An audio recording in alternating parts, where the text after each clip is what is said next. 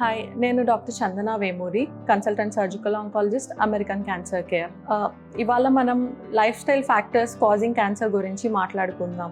ఊబకాయము, sedentary lifestyle, physical వ్యాయామం లేకపోవడం కూడా క్యాన్సర్కి ముఖ్యమైన కారణాలుగా చెప్పుకోవచ్చు. ముఖ్యంగా లివర్ క్యాన్సర్, గర్భసంచి క్యాన్సర్, అన్నవాహిక క్యాన్సర్లు ఈ ఊబకాయంలో ఎక్కువగా చూస్తూ ఉంటాము.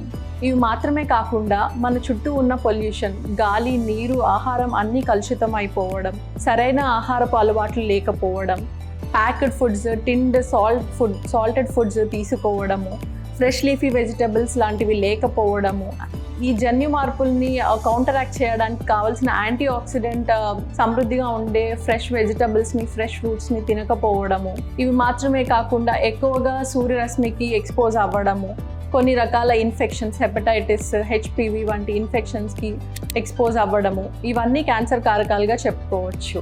కొంతమంది అసలు నాకు ఏ విధమైన అలవాటు లేదు, అయినా నాకెందుకు క్యాన్సర్ వస్తుంది అని అడుగుతూ ఉంటారు. ఖచ్చితమైన కారణం మనం చెప్పలేము. మేబీ సంక్రమించిన జన్యువులో కొంత ఇబ్బంది ఉండుండవచ్చు. దానికి తోడు మన పర్యావరణ మార్పులు యాడ్ అవ్వడం వల్ల కొంతమందికి ఎర్లీగా క్యాన్సర్స్ వస్తాయి. కొంతమంది జన్యువు బెటర్గా ఉండడం వల్ల ఈ అలవాట్లు ఉన్నా కూడా లేట్గా రావచ్చు. సో వీలున్నంత వరకు మనం మన లైఫ్ స్టైల్ని బెటర్గా ఉంచుకోవడం ద్వారా మనం మార్చలేని సంక్రమిత జన్యువుల్ని కంట్రోల్లో పెట్టుకోగలుగుతాము.